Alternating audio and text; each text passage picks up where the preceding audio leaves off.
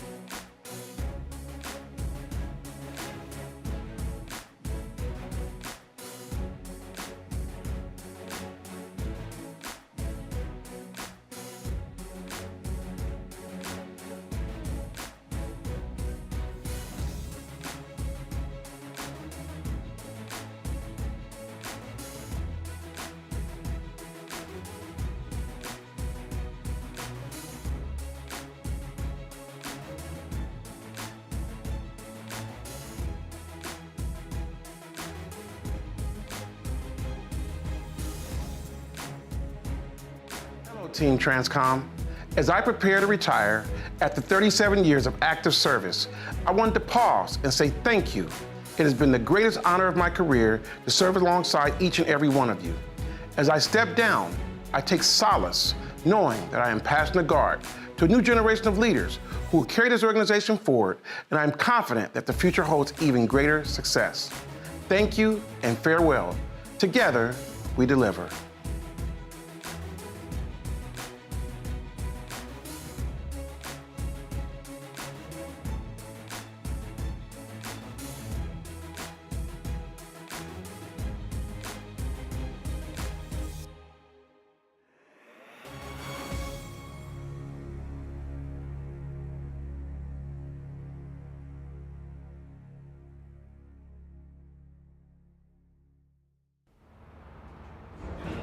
When I think about TRANSCOM, I think of the remarkable ability to meet whatever is required to move people and equipment anywhere in the globe.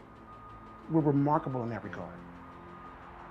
I am Fleet Master Chief Donald Myrick, the Command Senior Enlisted Leader for the United States Transportation Command.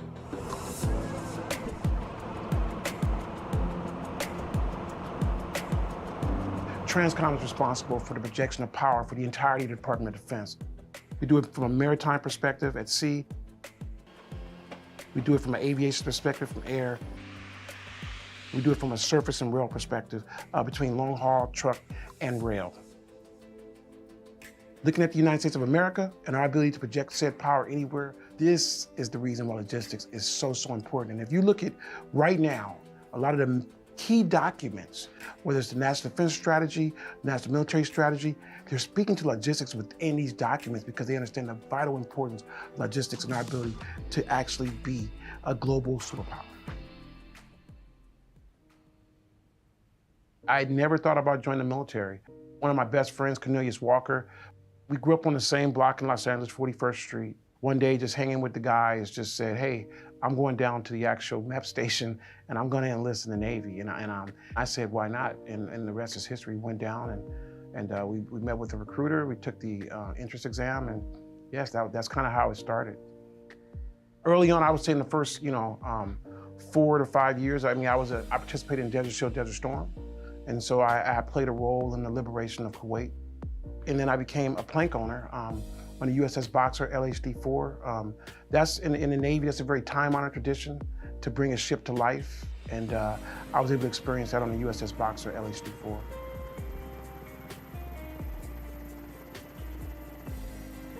Well, I've had a lot of commands. So when I think about the greatest hits of my career, hands down the USS Peoria, LST 1183, where I served during Desert Shield, Desert Storm. Fast forward to the USS Lake Champlain. Naval Supply Systems Command. That was my first nominative job where I was working for a flag officer. And that gave me an opportunity to go back as a supply-rated sailor, to go back and be the senior enlisted for the entire supply community for the US Navy. Yeah, that definitely, those particular tours stand out to me.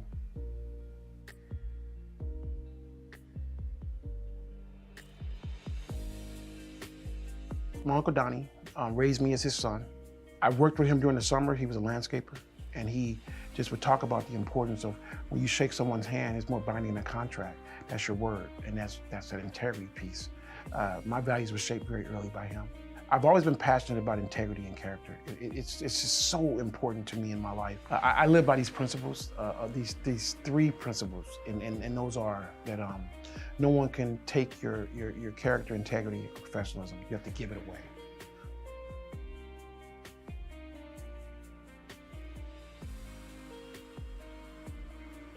We're a volunteer service, so each of us that decide to serve, we did it because we chose to. But when you start growing in life and you take on a family, you don't necessarily have a choice in that equation. And so it is my belief that the service to our nation is far greater of an impact on our families and on us. And so now as I've gotten older and I'm in a position of influence, I really try to emphasize, particularly to anyone that's within my circle of influence, make sure your family comes first. Don't make any decisions that you don't include your family in that actual equation. The United States of America is the greatest nation on earth and the only superpower because of the prowess of USTRANSCOM and our ability to project power anywhere in the globe. And if we have to project that said power to get in the fight, stay in the fight, sustain ourselves in the fight, get our wounded off the battlefield, or repatriate our fallen, and it's just, we're remarkable in that regard. If I were to be able to go to every single person within a TRANSCOM interview and have a one-on-one in person with them, I would first shake their hand and say thank you. Thank you first for allowing me to serve you. I have always seen myself as an advocate for the enterprise. And in return, I have watched each and every one of our actual teammates, irregardless of what their job is, whether it's, again, aeromedical evacuation, whether it's surface movement within our SDDC command, across the globe, I have watched time and time again the mission get met while also incorporating, minimal risk and no loss of life. And that in itself is just truly remarkable. Thank you, thank you, thank you, Team TRANSCOM. It's been an honor to serve alongside each and every one of you.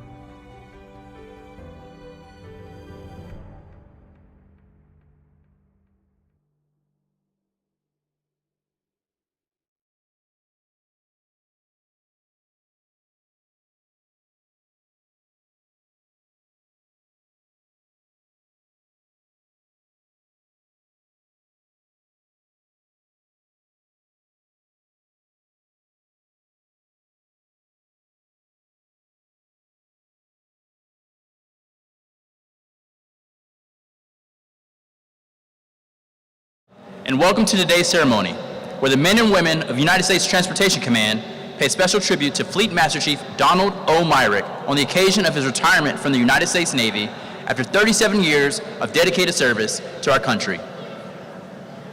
I am Technical Sergeant Sean Williams, and I'll be your narrator. The presiding officer for today's ceremony is the Commander, United States Transportation Command, General Jacqueline Van Ovos. At this time, we would like to recognize our distinguished guests. Please hold your applause until all guests have been introduced. Fleet Myrick's wife, Giselle, and children, Brandon, Arnaud, and Jacques. His sister-in-law, Corinne, and cousin, Yolanda. We'd also like to welcome General Van Ovos' husband, Alan. Our Deputy Commander, Lieutenant General John Sullivan's wife, Jen. From the Air Mobility Command, Deputy Commander, Lieutenant General Randall Reed, and his wife, Lynn. The National Defense Transportation Association President, Vice Admiral Retired, Andy Brown. The Chief of Staff, Major General Susan Henderson, and her husband, Bill. Former Chief of Staff, Major General Retired, Vincent Barker, and his wife, Stephanie. Our Command Senior Enlisted Leader, Chief Master Sergeant Brian Kwozelnik, and his wife, Karine. Our former Senior Enlisted Leader, Chief Master Sergeant Retired, Kenneth McQuiston, Chief Master Sergeant Retired, Jay France, and his wife, Senior Master Sergeant Retired, Monica France. The Military Service Deployment and Distribution Command, Deputy to the Commanding General, Ms. Christina O'Brien. The Vice Director of J4, Joint Staff, Rear Admiral Dion English. The Commander, the 618th Air Operations Center, Colonel Corey Simmons, and his wife, Dawn. From the 375th Air Mobility Wing, the Commander, Colonel Christopher Robinson, and his wife, Stephanie, and the Deputy Commander, Colonel Robert Lowe. The Command Senior Enlisted Leader, United States Cyber Command, Command Sergeant Major Cheryl Lyon. The Command Sergeant Major, Military Service Deployment and Distribution Command, Command Sergeant Major Brian Morrison. Representing the 375th Command Chief, Chief Master Sergeant Gloria Wilson. The Command Chief, 635th Supply Chain Operations, Chief Master Sergeant Nicholas Connor. And all General Officers, Flag Officers, Senior Executive Personnel, Directors, Deputy Directors, Senior Enlisted Leaders, co-workers, friends, and family joining us today.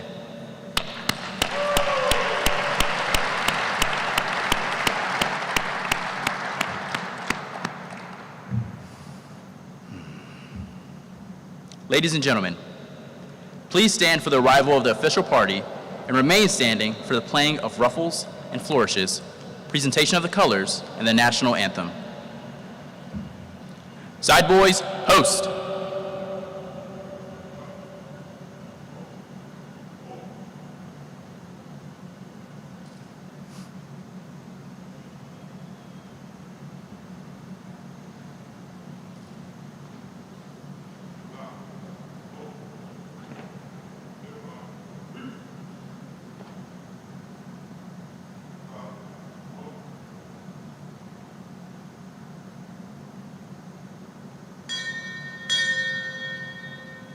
Fleet Master Chief, United States Navy, arriving.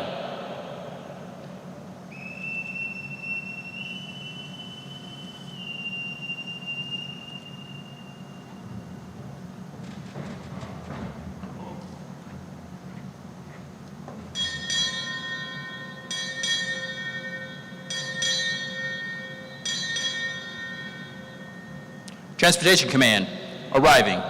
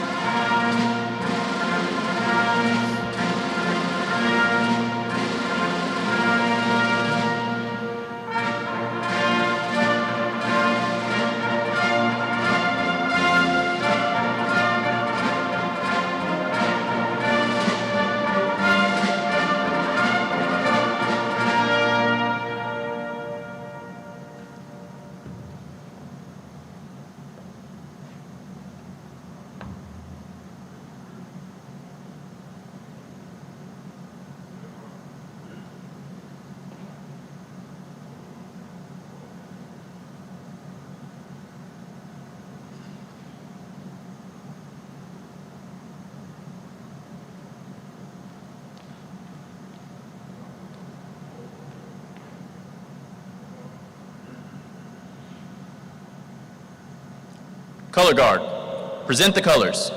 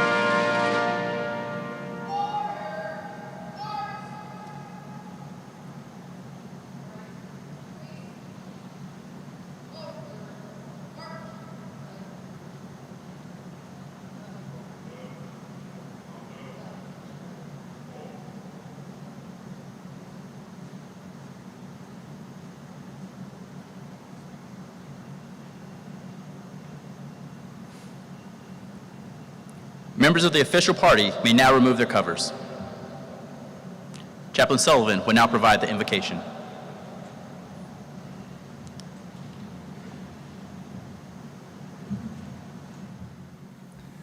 Good morning. Fleet, I think I can confidently say for everybody here and virtually, we're excited to celebrate you. Congratulations. With that being said, I will pray in my faith tradition, and I invite you to pray in yours. Let us pray. Gracious and loving God, today we celebrate Fleet Master Chief Myrick and his family as he closes a chapter and begins a new one. Faithfulness, dedication, and drive are hallmarks of a storied career. For 37 years, Fleet Myrick has exhibited these qualities. Well done, good and faithful servant. You have delivered. I pray you bless his family as they adjust to a new normal. Allow for changes to be minor, connections to be solid, and a time together to be multiplied. Thank you for the example Fleet has shown to this nation and all members who serve with him and had the privilege to do so. Allow him to shine your light on his new path and be glorified in all he does. May I encourage and charge you with the words of Henry David Thoreau. Go confidently in the direction of your dreams. Live the life you've always imagined. It is in your name that I pray, Jesus. Amen. Thank you, Chaplain Sullivan. Ladies and gentlemen, please be seated. General Van Novos, the floor is yours.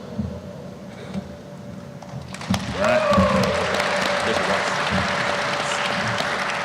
All right, good morning, everybody. Thanks for being with us today to celebrate the lifetime of service of Fleet Master Chief Donald Myrick and his family. 37 years. So many lives touched in that span, from service members and their families to our civilian corps and countless other individuals across our enterprise. Undoubtedly, you will continue to impact and inspire so many more people as you take that leap out of uniform and into an exciting new adventure, likely including an Armani suit. Giselle, Alan, and I are so glad that you've been part of the TRANSCOM family. We have enjoyed getting to know you and leveraging your hospitality experience. You have such a positive outlook and you're always quick with a smile. And as the proud mother of adorable twins, you've been such a rock to Don as he took on greater roles of responsibility. I also want to thank Brandon for coming here. Sorry about the flight, but so happy to have you here. And a shout out to Brian and Justin out there for their devotion to their father. Don is so proud of all of you. And to Arnaud and Jacques, thanks for coming here today. Thanks for your energy. It rubs off on Dad. We see it every day. To Don's biggest influences, his mother, Nona Diane Wade, and to his uncle, Don Cornelius, if they could be here today, they would be unbelievably proud of you, Don. And thanks to Yolanda Cornelius for coming, for traveling here from LA. You've been Don's biggest supporter and Fleet fan, so that's been so awesome. Thanks for sharing your stories last night. And thanks to Corinelle, Giselle's sister, for traveling from London here. Thanks for your support. Your presence is really a great representation of Giselle's family, and your love and support for John, Giselle, and the kids is really appreciated. I also want to send a warm welcome to Don's extended family who's sharing this moment with us this morning. Thanks to Aunt Hattie Cornelius, Uncle Arthur Wilkie Wade, Uncle Danny Wade, and Aunt Nora Wade. Your love for Don is evident by the virtue of the compassionate leader we see sitting before us today, so thank you. And I want to thank all the sitting C-cells attending virtually. I think Sergeant Major James Porterfield tried to make it here and his flight was delayed, so from Northcom, thank you so much.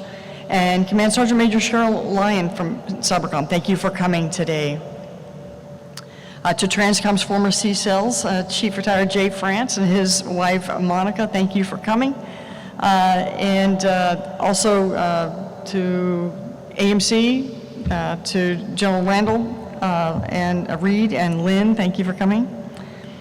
Oh, and I see, NDTA represented here with Vice Admiral Brown, thanks for coming. And thanks to the rest of the GOFOs, SES's directors, commanders, family, and friends. So happy to have you here today. Really, your presence is a true testament of how well respected this amazing leader is. But I know we all see him as more than just a leader in our military. We've come to respect Fleet Myrick as a person who inspires us to be the best version of ourselves. And as for Don, his inspiration first came from his uncle, Don Cornelius. Uncle Cornelius was a father figure, a role model, a hero, somebody that Don wanted to be. But in Don's adolescence, he didn't realize it. Uncle Cornelius was a real estate owner and a successful landscaper. And during the summers, Uncle Cornelius hired Don at the tender age of 12 to be an edger and a leaf blower. Although it was a forced hire, sort of voluntold. For 8 summers, Don reluctantly filled his duties, 12 to 15 lawns a day in the scorching California heat. Uncle Cornelius also made Don save half of his paycheck, a lesson about monetary and personal investment that he strongly imposed upon Don, even after Don enlisted in the Navy. And even for a highly intelligent person like Don, a committed, studious student with terrific grades, it was difficult for him to understand why his uncle was doing this. Like most young adults, Don was adventurous and saw a change in his life as a way to break away from the mundane. At 19, he learned that his close friend joined the Navy to try something new and a shot at higher education. Don thought about joining, and for the same reason. Don wanted an opportunity to do something exciting rather than work on something that didn't interest him. And this gave Don another opportunity to learn the skills that the Navy would teach and an earned education through the GI Bill. With support from his family, he followed his friend's lead. He took action to seize the opportunity for adventure and pursue his love of education. After boot camp at Recruit Training Command Orlando, Florida, and Ship Serviceman A School in Meridian, Mississippi, Don went on to serve on the USS Kitty Hawk, the first of 6 ships he would be assigned to. The USS Kitty Hawk was a supercarrier built in 1960 with an impressive record.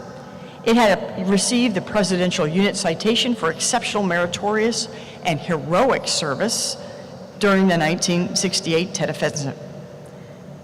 It received the Navy Expeditionary Medal and Humanitarian Service Medal for refugee rescue in Vietnam. This young man from San Diego became a crew member to one of our nation's longest serving active warships. And while assigned to the Kitty Hawk, Don embarked on a 6-month world tour, including the Indian Ocean. For someone who dreamed of a bigger world to explore, he was reaping the fruit of his plan to seize the day. But on May 17, 1987, Don's tide of innocuous adventure turned to rough seas. A rock deliberately fired 2 air-to-surface missiles at the USS Stark, killing 37 sailors in the Persian Gulf. The Kitty Hawk was 5 hours away and was called to prepare for possible retaliatory strikes. At 4 months into his Navy tour, Don was manning the battle station for 9 hours, preparing for kinetic strikes with another country. The days of responsibly cutting a dozen lawns a day were gone. He was now responsible to a naval team to fight on our country's behalf. As he put it, it was getting very real, very fast for a 19-year-old.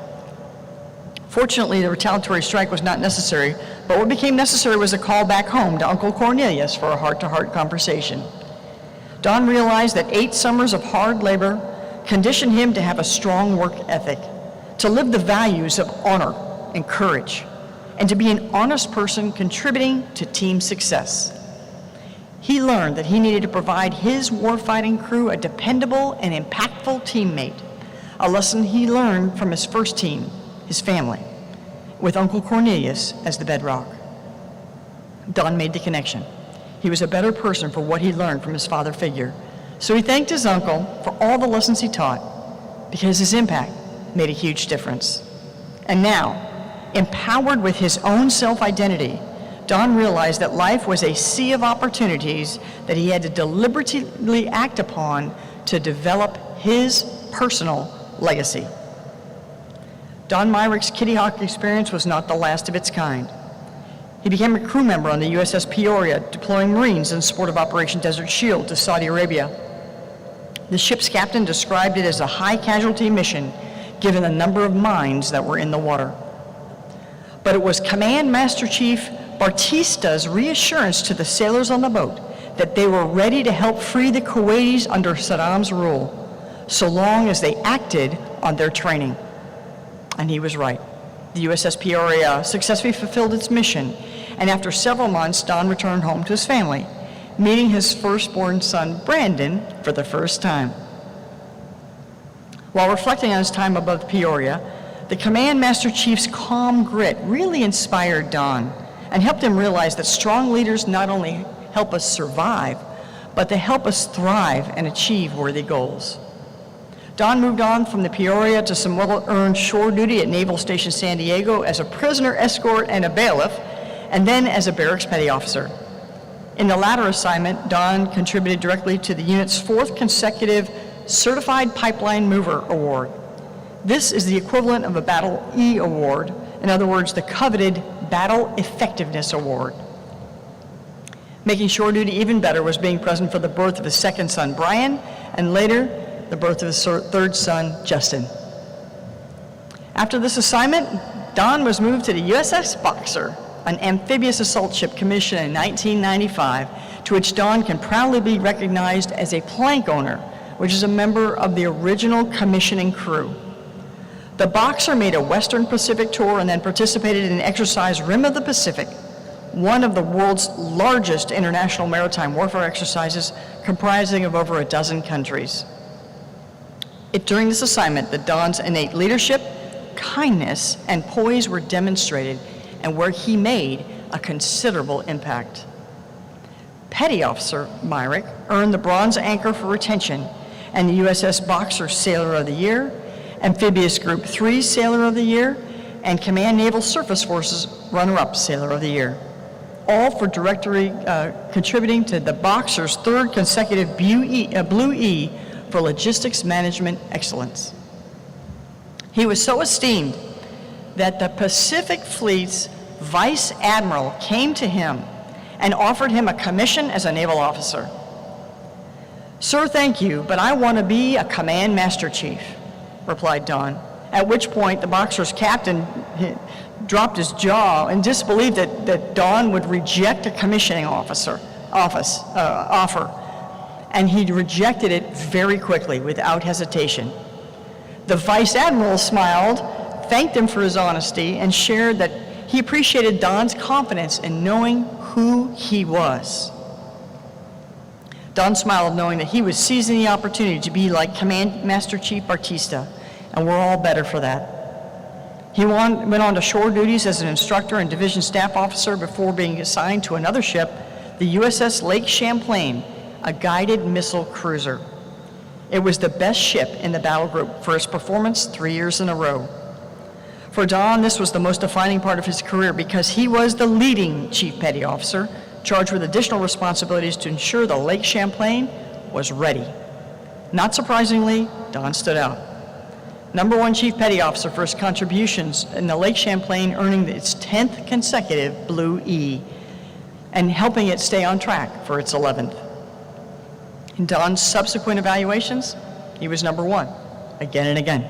He kept crushing it, but he was hungry for a fresh opportunity and to learn more.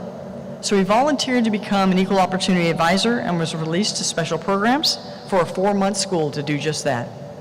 He was then assigned to Navy Station Coronado to practice his new skills, but given his reputation for leadership, he was swept up for a tour in Afghanistan. This impressive sailor was needed to fill a gap in Kabul, assisting the Afghan National Army, and was hand-selected to serve as their senior enlisted mentor. Don oversaw $1 billion of goods for the Afghan National Army and support contractors, while maintaining a 97% accuracy level and leading convoys 6 days a week. Then in good fashion, Don was a victim of performance punishment, being voluntold to fill a major's position as an executive officer there in Kabul. For his successes, bringing great credit to the mission, the unit, and himself, Don was awarded the Bronze Star Medal.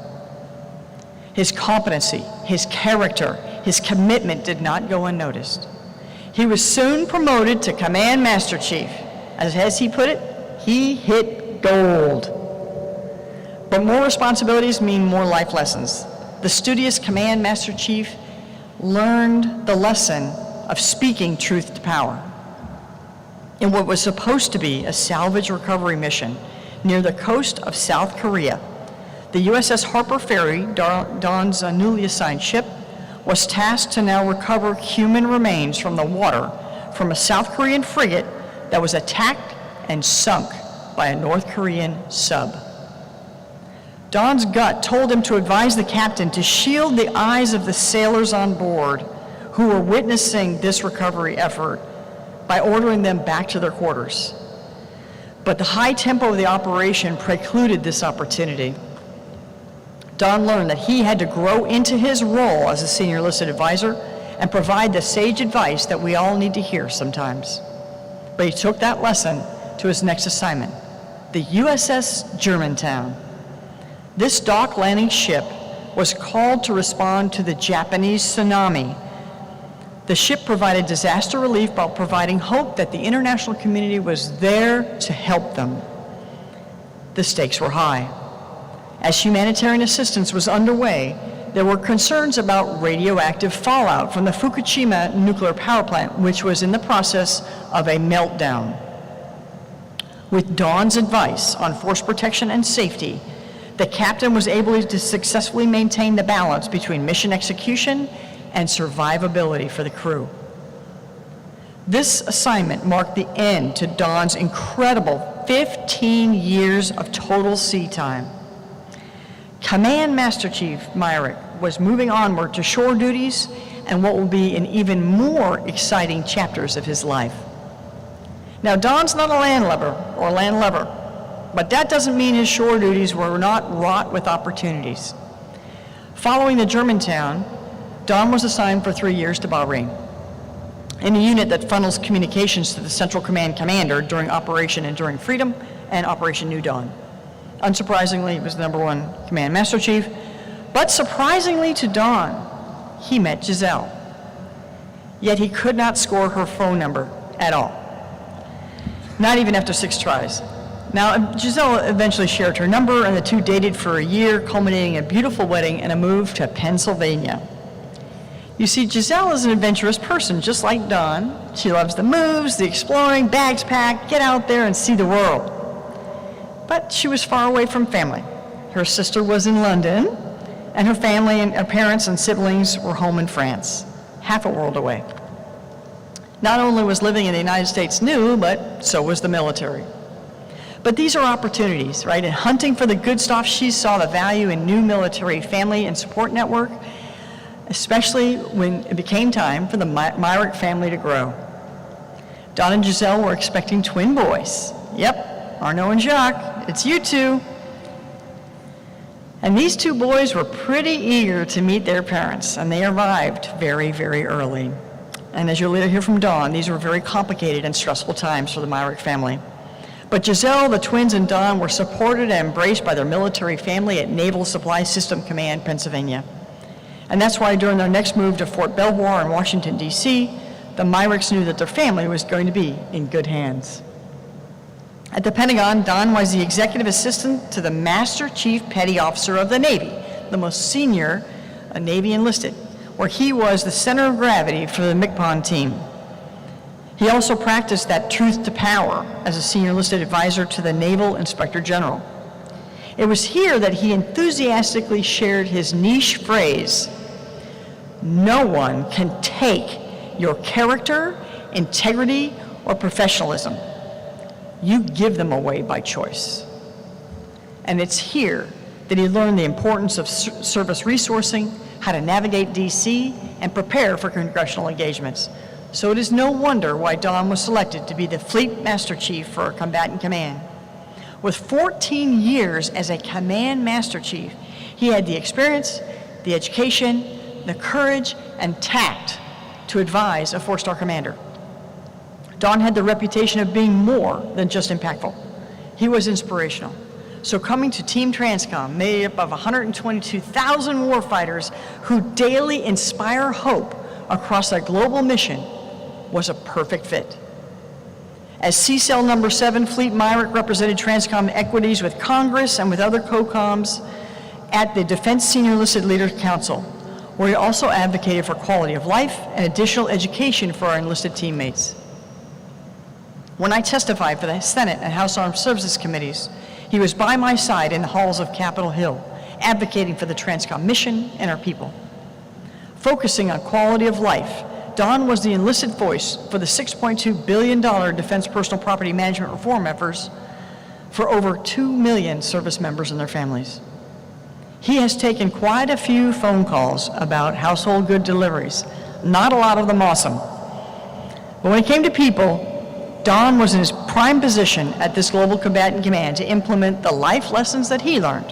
One of them being, invest in your people first. Then they become more confident, more resilient, and ready to inspire teams that get after big challenges. Key to Fleet's intent of empowering a competitive warfighting team is joint acculturation. Or in other words, educating each other about our service cultures, to unify the TRANSCOM team, and to ensure a rich joint tour for our enlisted personnel, to provide and promote a unified spirit when they return to their service so they could better articulate joint needs. Don identified this enlisted joint acculturation gap when he arrived, and he quickly instituted the first TRANSCOM Joint Enlisted Professional Development Program. Furthering his passion to promote education, Don sent 70 enlisted and civilian TRANSCOM teammates to the local college to take various courses to broaden their skills. And he was instrumental in supporting TRANSCOM's equities regarding the National Defense University's Gateway Professional Military Education Program. He ensured that TRANSCOM sent the right blend of non-commissioned officers to Washington, D.C. to listen and learn from our command senior enlisted leaders so that when they returned, the directorates were stronger for it. He also increased transparent communications across the staff with the new Trans Communicator newsletter and started the TRANSCOM CCEL literature program. Don always led from the front. And in this case, he took the time to earn an executive MBA. As he puts it, he's a lifelong learner, and he was demonstrating it, not just talking about it. Don has been the command whisperer, sensing the force. He's been my confidant on organizational culture, and he helped me reassess the priorities to be in lockstep with the President and the Secretary of Defense. He's provided me different perspectives, helping me avoid groupthink and pointing out my own blind spots. Don takes those perspectives to my staffs, presenting pearls of wisdom that help the commander's clarity in the fog of war. He's an incredible Fleet Master Chief, a leader, an inspiration, a friend, and most importantly, a husband and a father who loves his family dearly. Don, you made 37 years look like plain sailing, regardless of the rough waters that were out there, because your sailor spirit is anchored by honesty, work ethic, and the values that your family raised you on. Stemming from that, you were able to answer our nation's call. You stood the watch. You embraced the Navy's spirit of not self, but country. You delivered. You were the calming voice when sage advice was needed.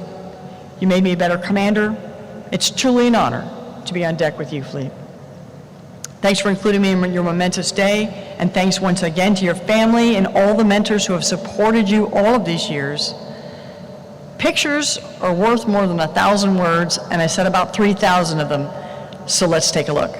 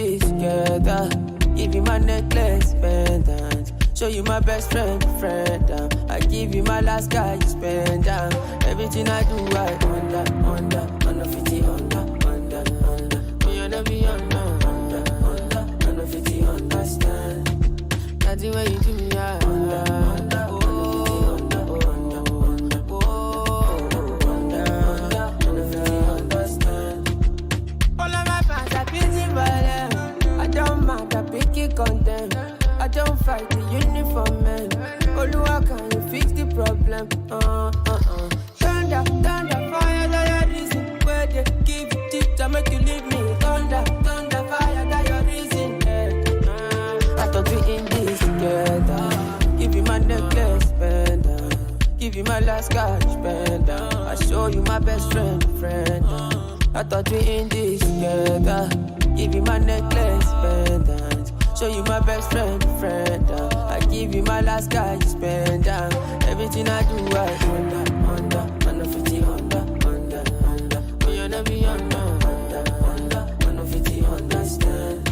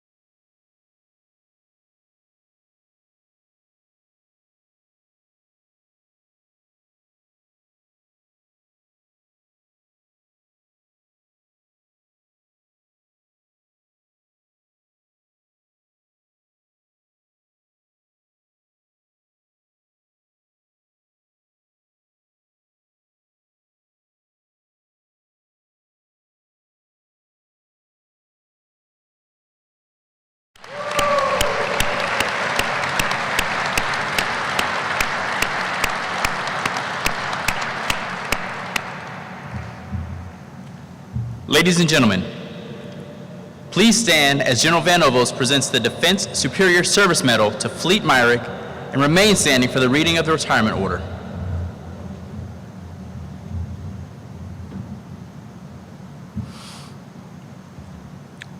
Attention to orders. Citation to accompany the award of the Defense Superior Service Medal to Fleet Master Chief Donald O. Myrick. Fleet Master Chief Donald O. Myrick, United States Navy, distinguished himself by exceptionally superior service as Command Senior Enlisted Leader, United States Transportation Command, Scott Air Force Base, Illinois, from March 2021 to June 2023. During this period, Fleet Myrick's strategic perspective and influential leadership positively impacted the joint deployment and distribution enterprise in the national security of the United States. He served as an invaluable advisor to multiple commanders, service components, and subordinate commands, ensuring clear understanding of the command's mission, warfighting framework, and the strategic priorities. Moreover, his leadership was critical in the command support of Operations Allies Refuge, security assistance in Ukraine, humanitarian relief to Turkey, as well as ongoing worldwide patient movements and dignified transfers. Furthermore, he advocated for the reform of the Defense Personal Property Program, serving as the voice of 2.1 million service members and their families, directly contributing to improvements in quality moving and storage services that were long overdue. A steadfast proponent of professional development, Fleet Myrick personally invested in opportunities for 2,500 officers, enlisted and civilian personnel, such as engaging with Southern Illinois University, Edwardsville, to provide a leadership boot camp and developing an in-house literature program and joint enlisted professional development seminars.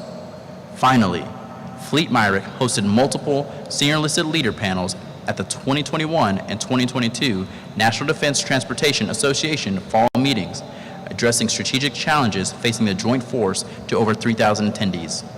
The distinctive accomplishments of Fleet Master Chief Myrick culminate a long and distinguished career in the service of his country and reflect great credit upon himself, the United States Navy, the United States Transportation Command, and the Department of Defense.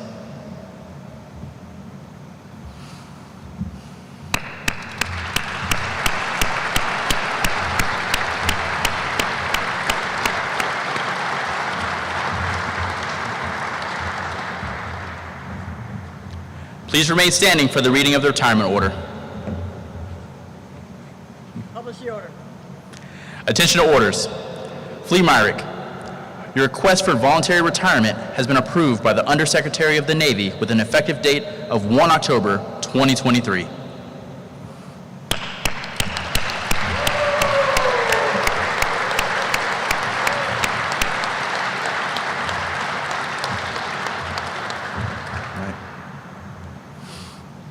Ladies and gentlemen, please be seated.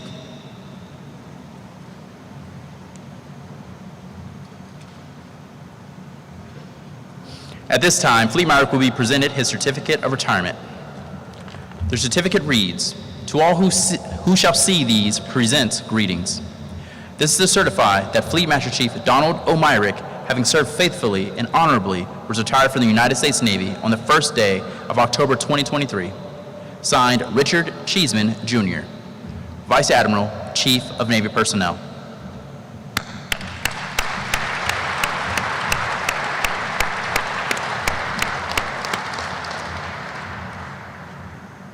Mrs. Myrick, will you please join your husband?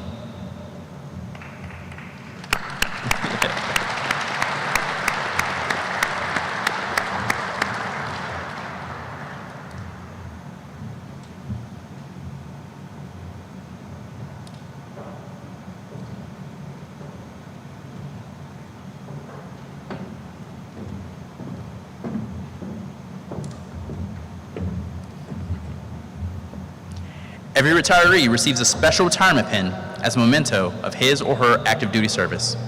At this time, we'd like to ask Mrs. Myrick to place this pin on Fleet Myrick's lapel to symbolize his transition from active duty to retired status. This pin stands as a testament of his service to our great nation. To all who see it, know that Fleet Master Chief Donald O. Myrick has met all the challenges set before him and has served our country with pride, honor, and dignity.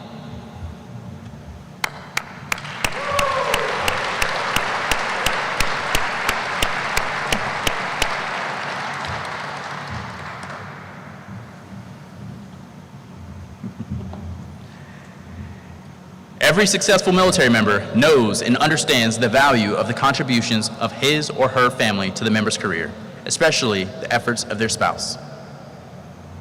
General Van Ovos will now present Mrs. Giselle Myrick with the Spouse Certificate of Appreciation, which reads, "Certificate of Appreciation for United States Navy.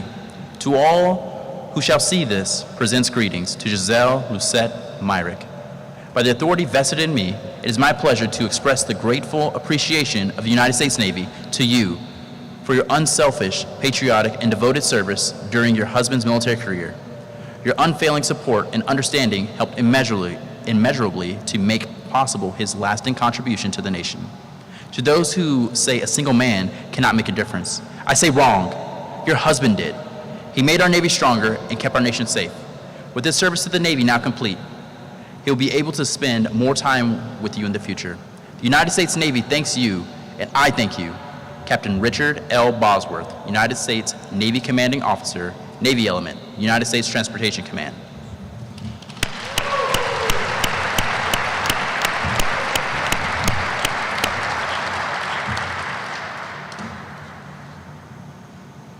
General Van Ovos will now present Brandon, Arnaud, and Jacques Myrick with a Certificate of Appreciation, which reads, "Certificate of Appreciation from United States Navy. To all who shall see this, presents greetings to Brandon, Arnaud, Philippe, and Jacques Elaine Myrick. By the authority vested in me, it is my pleasure to express the grateful appreciation of the United States Navy. To you, for your enduring the frequent and long separation from your father, Donald, as he served his country. These months, indeed years, that he spent away from you constitute a clear and noble demonstration of his love for you and his family. You see, he left you in order to ensure that you inherited a safer world, a surer peace. To those who say a single man cannot make a difference, I say wrong. Your father did. He made our Navy stronger and kept our nation safe. With his service to the Navy now complete, he will be able to spend more time with you in the future. The United States Navy thanks both you and your father for enduring these separations. Captain Richard L. Bosworth, United States Navy, Commanding Officer. Navy Element, United States Transportation Command.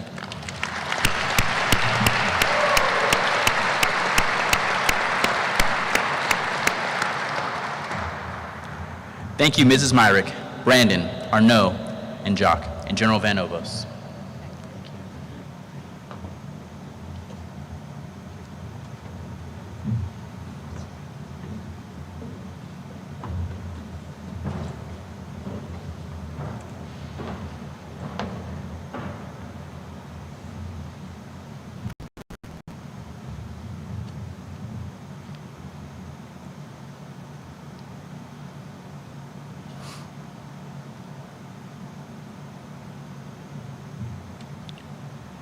Ladies and gentlemen, the United States Transportation Command Joint Service Color Guard will now make a special presentation to Fleet Master Chief Myrick.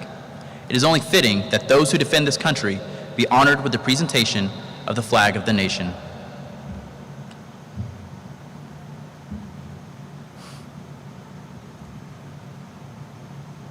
For more than 200 years, the American flag has been the symbol of our nation's unity, as well as a source of pride and inspiration for millions of citizens. Born on June 14, 1777, the Second Continental Congress determined that the flag of the United States be 13 stripes, alternating between 7 red and 6 white, and that the Union be 13 stars, white in a blue field representing a new constellation. Between 1777 and 1960, the shape and design of the flag evolved into the flag presented before you today. The 13 horizontal stripes represent the original 13 colonies, while the stars represent the 50 states of the Union. The colors of the flag are symbolic as well. Red symbolizes hardiness and valor. White signifies purity and innocence, and blue represents vigilance, perseverance, and justice. Traditionally, a symbol of liberty, the American flag has carried the message of freedom and inspired Americans both at home and abroad. In 1814, Francis Scott Key was so moved at seeing the stars and stripes waving after the British shelling of Baltimore's Fort McHenry that he wrote the words to the Star-Spangled Banner.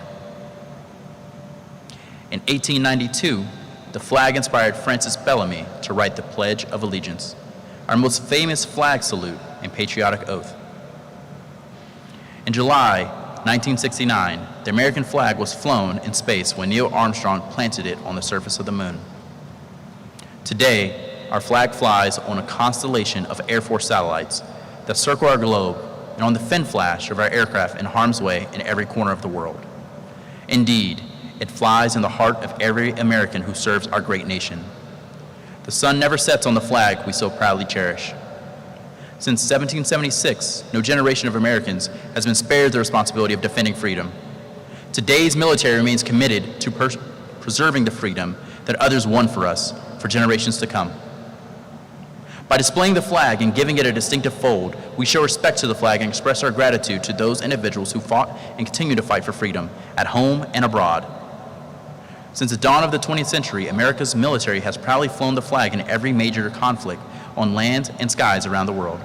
It is their responsibility, our responsibility, to continue to protect and preserve the rights, privileges, and freedoms that we as Americans enjoy today. The United States flag represents who we are. It stands for the freedom we all share and the pride and patriotism we feel for our country. We cherish its legacy as a beacon of hope to one and all. Long may it wave.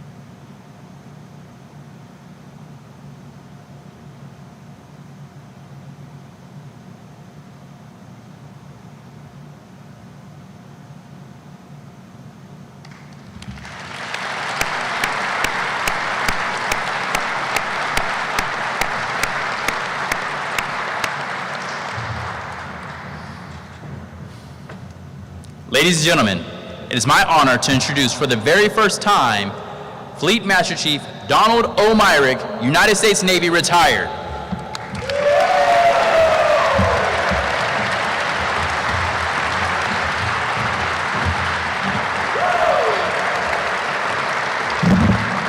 Thank you. You know, those in my inner circle have heard me say this before. You see me get emotional. It's not from a place of fear or sadness. It's pure joy for the opportunity I've been given. Good morning, ladies and gentlemen. General Benovos, Alan, Ms. Sullivan, JT, General Reed. Wow, Vice Admiral Andy Brown. For those that don't know, Vice Admiral retired Andy Brown is prior Deputy Commander of USTRANSCOM and the current President of the National Defense Transportation Association. He gave me opportunities to thrive and do things within the actual NDTA with my workshops, and so I'm forever grateful that you took time out of your schedule to be here. Thank you. I'd also pause right there before I go to General Henderson and say, I also see back in the crowd Rear Admiral Dion English, who's the Deputy J4 for the Joint Staff. And so every service has tribes. And in the Navy, our tribe was supply community. They're supply corps officers, and I had the honor during one of my tenures to be the Command Master Chief for Naval Supply Systems Command with John Ewan, who's the Chief of Supply Corps. And I would offer to you that I know for a fact that Admiral Brown and Admiral English and all the other supply corps officers enlisted that I served with had a pivotal role in my ability to have in my career as a Fleet Master Chief at USTRANSCOM, and I'll be forever grateful. Thank you, sir. General Henderson, we didn't have an opportunity to serve long, but it's very apparent just from what I've seen in the months that you've been here that you're a remarkable leader, and you have a lot of history at USTRANSCOM. And I know that you're going to thrive and do great things for our command. Bill, thank you for being here. Well, my battle buddy, Major General retired Walker, Stephanie, drove in from. He did. Well, we've been joking on the text messages. One day he texted me and said, "Hey, Fleet," and I said, "It's actually Don, Vince." And he was like, "What?" Anyway, sir. No, thank you for taking time. They drove in from Wisconsin, and I know we're lifelong friends and battle buddies, and it was an honor to serve alongside you, sir. Chief BK, man, you hit a grand slam. He's the right person at the right time to take this organization along with you and the rest of our team at TRANSCOM to new heights. And I'm going to watch from the sidelines as you and Karine and your family support TRANSCOM as me and mine have. So thank you. Deputy Commander at SCDC, thank you for being here, ma'am. Pleasure. Chaplain, thank you for your remarks. And I'd also like to stop right near and halt and just thank the Side Boys and the Color Guard and the Honor Detail and all those that played a role in putting this together. Please join me in a round of applause.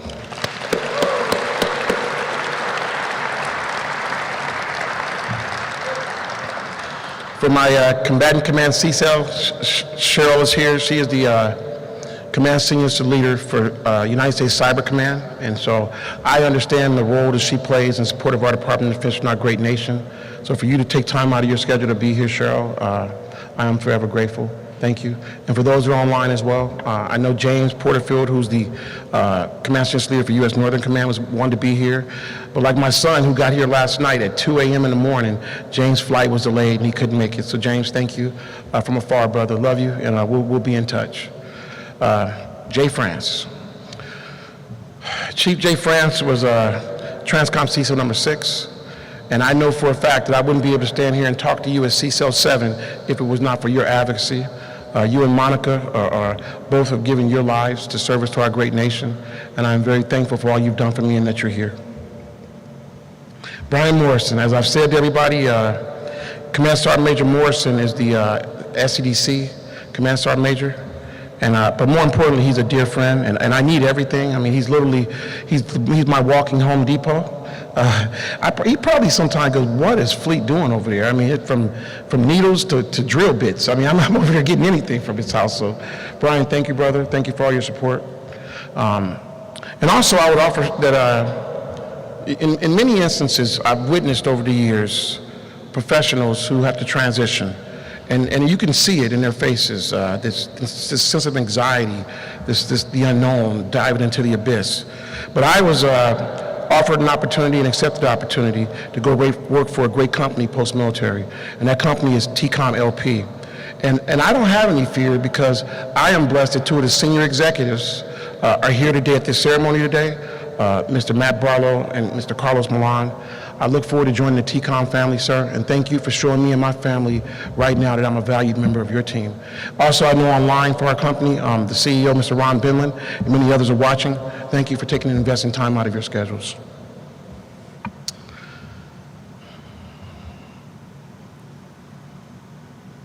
Brian Exum. Command Master Chief retired Brian Exum embraced me about 20 years ago.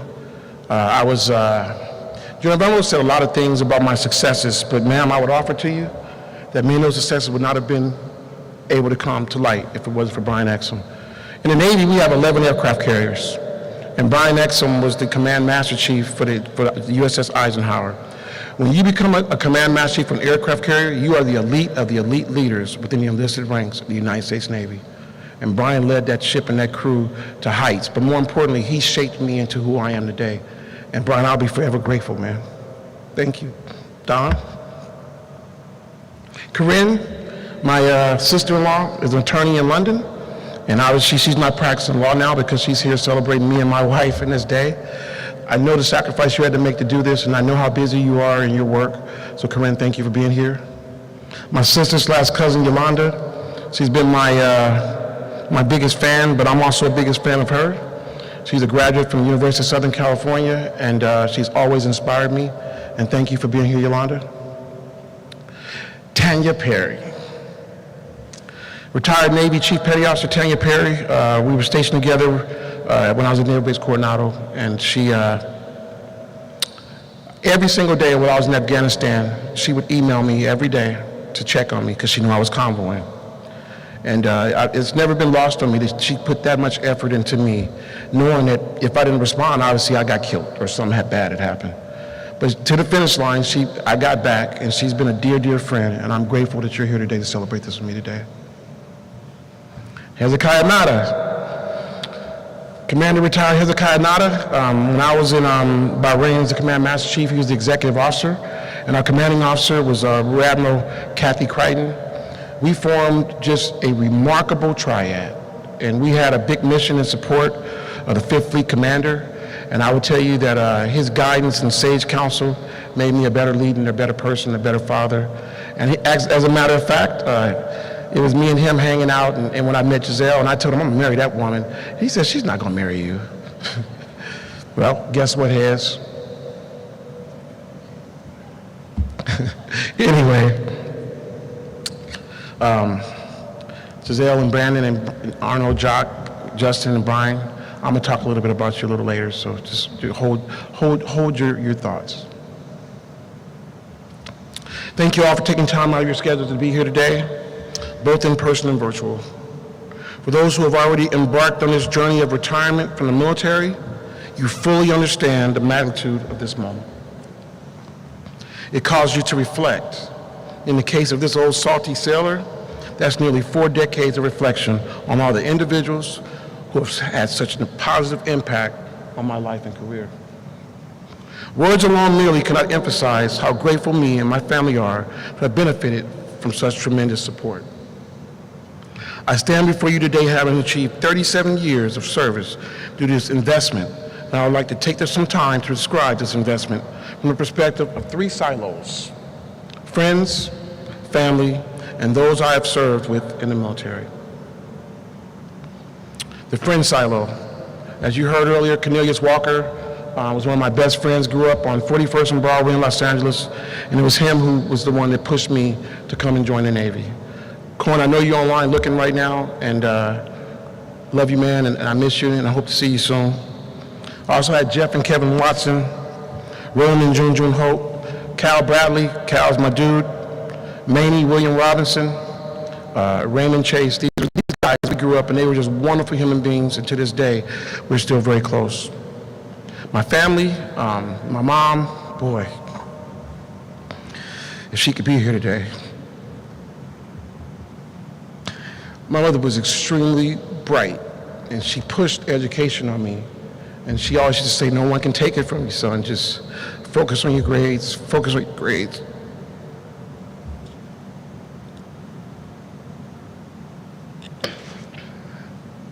When I was 17, she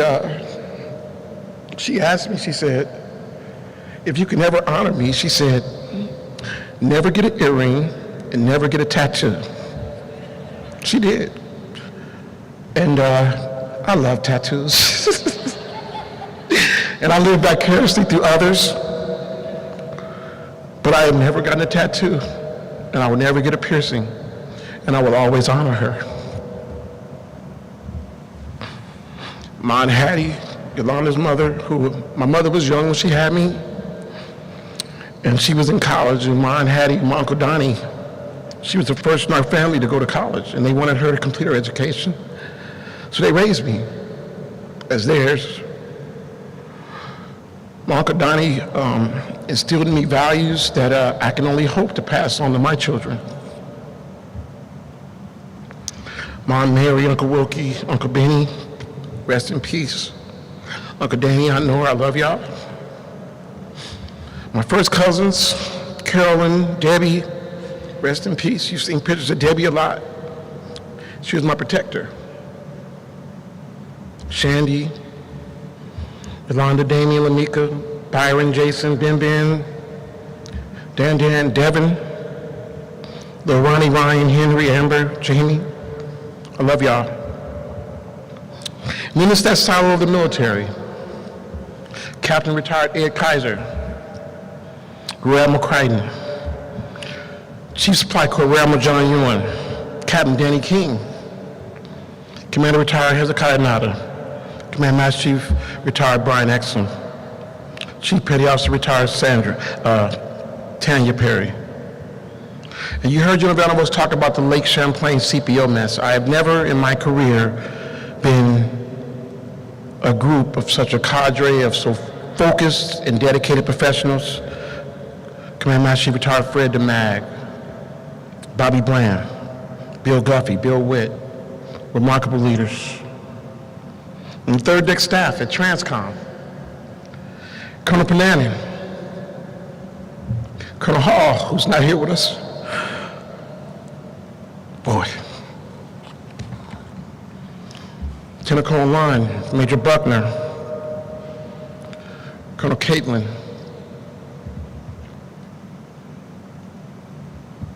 Polad, Mr. Hunt. It's been an honor, sir. You're a brilliant, brilliant man.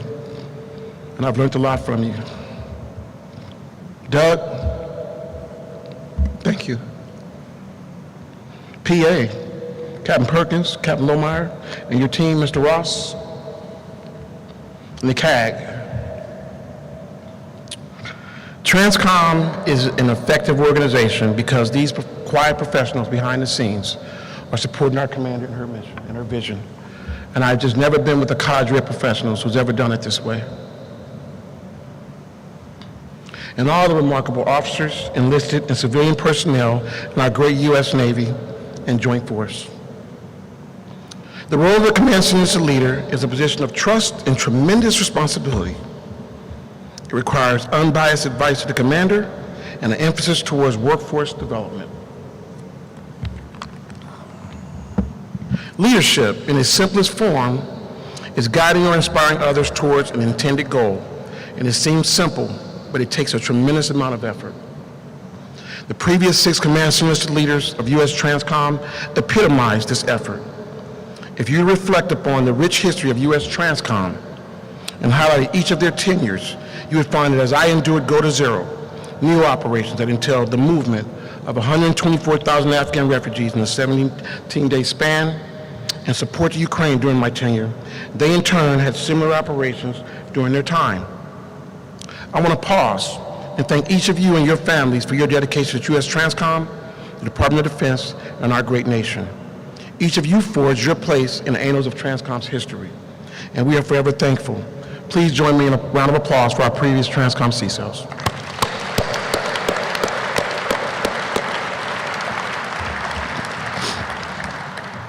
To the TRANSCOM workforce dispersed throughout the globe, it was the honor of my life to serve alongside each of you. I traversed the globe and witnessed firsthand your tremendous commitment in support of our immeasurable responsibility. To the USTRANSCOM enterprise component and subordinate commanders and senior leaders, thank you. Your collaborative management of your resources and support of any and all missions has been truly remarkable to witness. I transition with ease knowing each of you have the watch. At this point right now, I realized in my tenure at TRANSCOM that my ability to be effective and support the mission, the priorities of my commander could not have taken place without my staff. And they said it takes a tribe, and I had a tremendous tribe. At this point, can I have Senior Master Sergeant Vaughn, Master Sergeant Odell, and Master Sergeant Select Markham please come forward.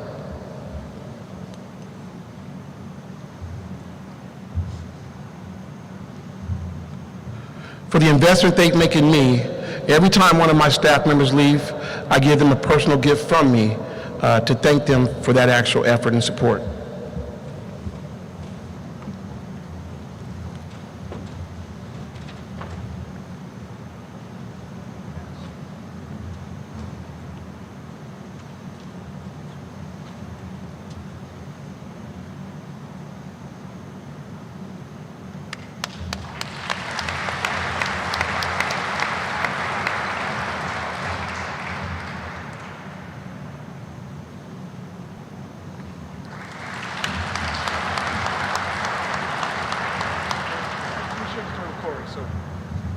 I've only had Corey with me for like 2 months, and so Corey, you're going to take your wife to dinner, and Chief BK got you.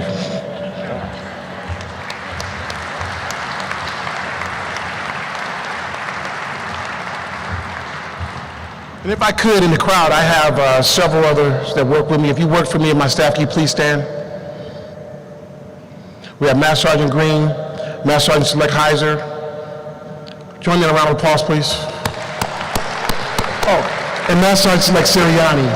And I shared this yesterday with the Chief Master Sergeant of the Air Force that I'm batting 1,000. Every single airman that came to work in my office has advanced and promoted. And that's something I'm extremely proud of. It says that I allowed the staff to hire the staff. I never weighed in that decision because I said, you have to work with each other. So if something goes awry, it's on you. And they're batting 1,000 with me, so thank you very much. At this time, I would like to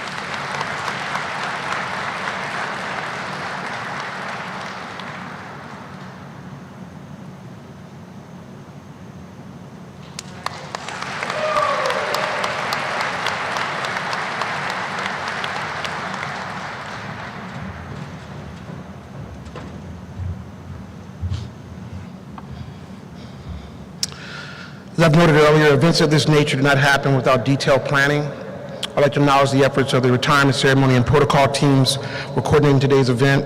Again, thank you very much, and please round of applause for them.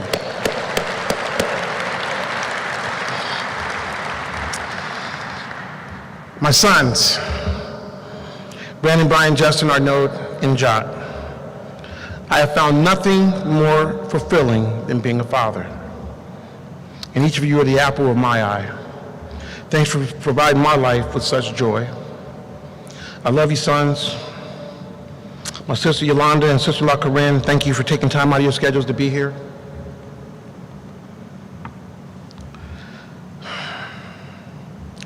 General Venables, it has been an honor to serve as your wingman.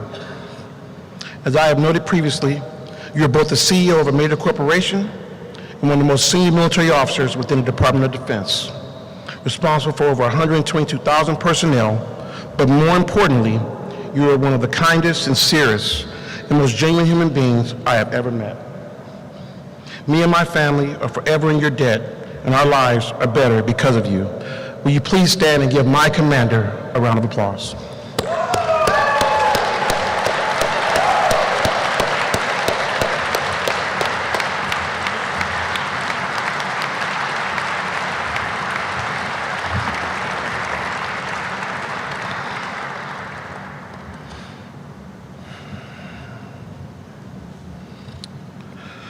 Giselle. I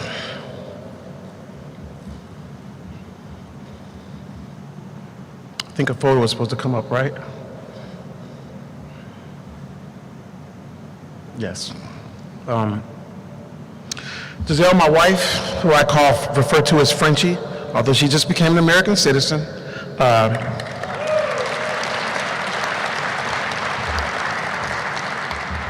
My wife is of Cameroonian and French descent. And all she ever wanted in life was to be a mom. We were blessed with that, but I'm gonna tell you a story of resiliency and faith and modern medicine. Those two twins you see right there, Jock and Arnaud, were born at 25 weeks. They were preemies, extreme. Jock weighed 1 pound 3 ounces, and Arnaud 1 pound 11 ounces. Jock was in the NICU for 4 months, and Arnaud was in the NICU for 6 months. Arnaud, as you can see, had a tracheostomy. They both had heart surgery. Jock had a grade 2 brain bleed. And my wife, for 6 consecutive months, for the time the NICU can open, from 8 in the morning to 2000, 8 o'clock at night, did not miss a single day of bonding with those boys and letting them know that they were loved. When I see them, I see you. And what you have done for them, they are now thriving, straight-A students. And I know it's because of what she provided them with when they didn't even understand it. Please stand and honor my wife.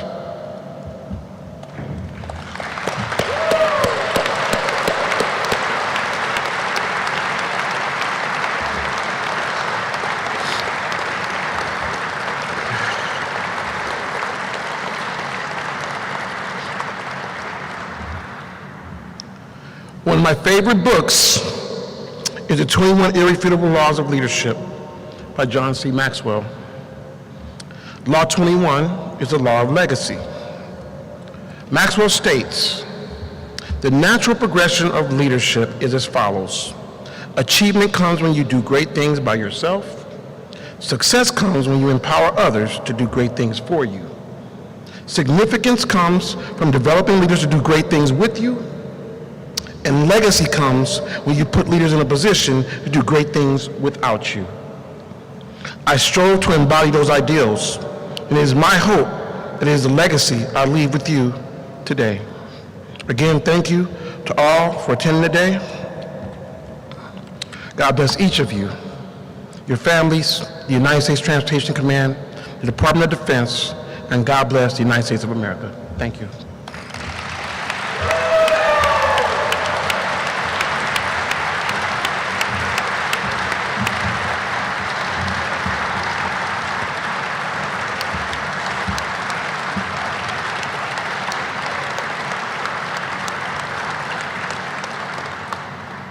Thank you, and congratulations, Fleet Myrick. At this time, the official party will now don their covers.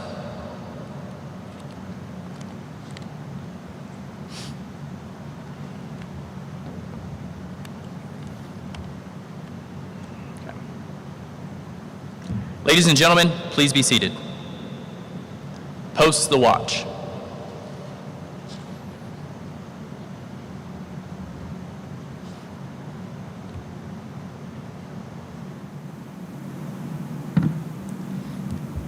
Navy tradition, 8 bells signifies the end of the watch. For 37 years, this sailor has stood the watch. While some of us were in our bunks at night, this sailor stood the watch. While some of us were in school learning our trade, this sailor stood the watch. Yes, even before some of us were born into this world, this sailor stood the watch. In those years when the storm clouds of war were seen brewing on the horizon of history, this sailor stood the watch. Many times, he would cast a glance and see his family standing there, needing his guidance and help, needing that hand to hold during those hard times, but still, he stood the watch. He stood the watch for over 37 years. He stood the watch so that we, our families, and our fellow countrymen could sleep soundly in safety each and every night, knowing that a sailor stood the watch. Sir, I, Master Sergeant Heiser, am ready to relieve you.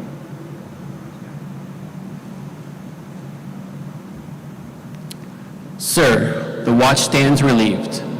Relieved by those you have led, guided, and trained. Fleet Donald Myrick, you stand relieved. We have the watch.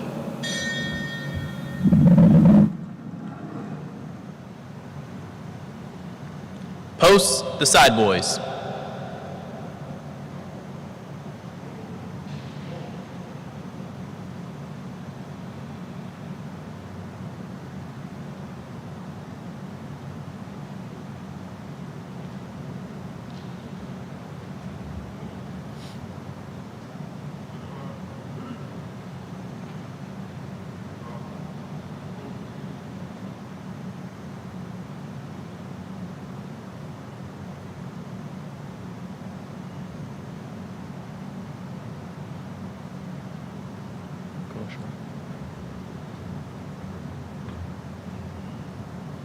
Ladies and gentlemen, please stand as we pipe Fleet Myrick ashore for the final time.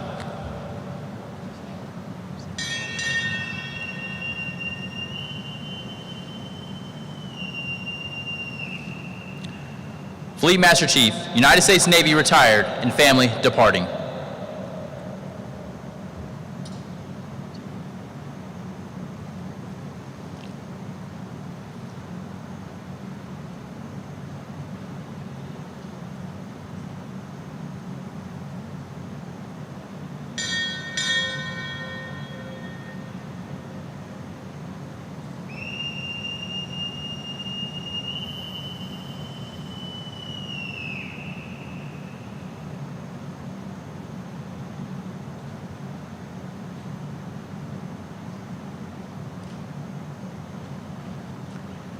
Ladies and gentlemen, please remain standing for the playing of the Navy song.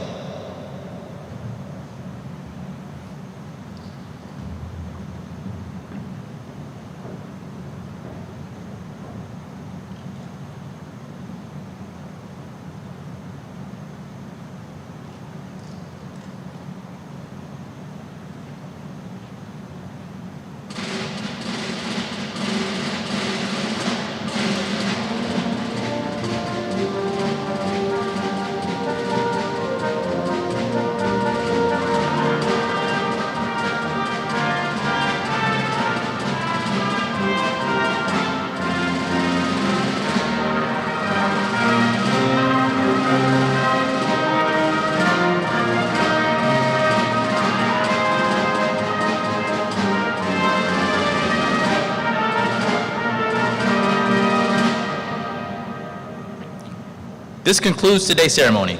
Please form a receiving line to your left and congratulate the Myricks and join us for reception at the back of the hangar. Thank you for attending and have a pleasant day.